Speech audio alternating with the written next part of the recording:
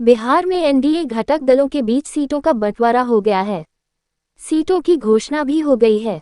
NDA की seat बंटवारा ऐलान के बाद अब साफ हो गया है कि पशुपति पारस और मुकेश सहनी की पार्टियां एनडीए से बाहर हो गई हैं। बता दें कि पशुपति कुमार अभी केंद्र की नरेंद्र मोदी सरकार में कैबिनेट मंत्री भी हैं। पिछले दिनों चिराग पासवान ने जेपी नड्डा से मुलाकात के बाद पशुपति ने कहा भी था कि उनके साथ न्याय नहीं किया जा रहा है और वह एनडीए से अलग भी हो सकते हैं। वहीं मुकेश सहनी की भी एनडीए से बात नहीं बनी और वह भी इस गठबंधन से बाहर हो गए हैं। राष्ट्रीय लोक जनशक्ति पार्टी आरएलजेपी के राष्ट्रीय अध्यक्ष पशुपति कुमार पारस ने एनडीए गठबंधन से अलग होने का फैसला लिया है। इसके साथ ही पशुपति कुमार पारस ने मंगलवार को केंद्रीय मंत्री पद से भी इस्तीफा दे दिया। सोमवार को बिहार में एनडीए गठबंधन के बीच हुए सीट शेयरिंग में पशुपति कुमार पारस की पार्टी को एक भी सीट नहीं मिलने से वह नाराज हैं। इस्तीफे की घोषणा करते हुए पशुपति कुमार पारस ने कहा कि उनके साथ नाइंसाफी हुई है। प्रेस कॉन्फ्रेंस को संबोधित करते हुए पशुपति कुमार पारस ने कहा, कैबिनेट मंत्री पद से मैं त्यागपत्र देता हूं। मेरे साथ नाइंसाफी हुई है। इतना कहकर वह उठकर खड़े हो गए। पत्रकारों ने जब सवाल पूछा तो खड़े खड़े उन्होंने कहा कि जितना बोलना था कह दिया। अब आगे की राजनीति हम अपनी पार्टी के सभी वरिष्ठ पदाधिकारियों और कार्यकर्ताओं के साथ बैठकर उनसे बातचीत के बाद तय करूंगा। पारस ने इस्तीफा जरूर दिया, लेकिन पीएम तारीफ कर गए। इस्तीफे की घोषणा करने के दौरान पशुपति कुमार पारस ने कहा कि उनके साथ नाइंसाफी हुई है। हालांकि उन्होंने ये भी कहा, मैं आज भी पीएम मोदी का शुक्रगुजार हूं। पशुपति ने पिछले दिनों कहा था कि वह हाजीपुर लोकसभा सीट से चुनाव जरूर लड़ेंगे। हालांकि पशुपति पारस ने ये साफ नहीं किया कि वह इंडिया गठबंधन में जाएंगे या नहीं। बता दें कि पशुपति पारस की पार्टी के प्रवक्ता श्रवण अग्रवाल ने कहा कि 1-2 दिनों में पार्टी के सारे जिलाध्यक्षों और पदाधिकारियों और दलित सेना की बैठक होगी, उसके बाद आगे का फैसला लिया जाएगा।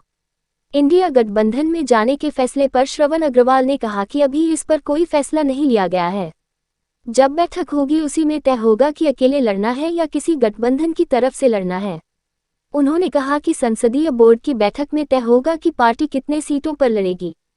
हमारे प्रदेश अध्यक्ष प्रिंस राज चंदन सिंह तो चुनाव में उतरेंगे ही।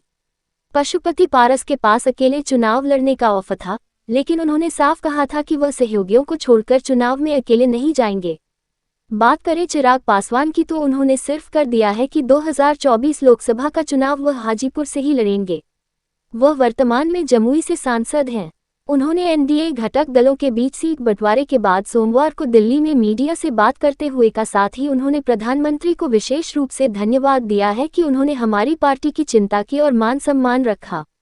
चिराग पासवान ने कहा कि मुख्यमंत्री नीतीश कुमार, पूर्व मुख्यमंत्री जीतनराम मांझी और पूर्व मंत्री उपेंद्र कुशवाहा का भी आभार है कि सभी ने सहायता से सीट बंटवारे का फैसला लिया। उन्होंने कहा कि एनडीए को 400 से अधिक सीटें लोकसभा चुनाव में दिलाने के लिए हम सभी एक साथ आए हैं। कल एनडीए गठबंधन के द्वारा बिहार में 40 लोकसभा सीटों के लिए किस दल को कितना सीट मिलेगा इसकी घोषणा हो गई। मैंने आज से 5-6 दिन पहले प्रेस वार्ता में मैंने कहा था कि हम तब तक इंतजार करेंगे जब तक एनडीए का विधिवत घोषणा नहीं होता।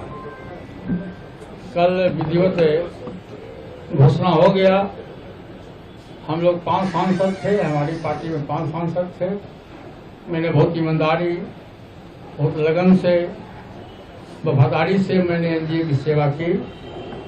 आज भी मैं माननीय प्रधानमंत्री जी का शुक्रगुजार हूं और मैं आज भी वो देश के नेता हैं, बड़े नेता हैं, लेकिन हमारी पार्टी के साथ और व्यक्तिगत रूप से हमारे साथ नाइंसाफी हुई। इसलिए मैं भारत सरकार के कैबिनेट मंत्री से मैं त्याग पत्र देता हूं। सर, क्या आरजेडी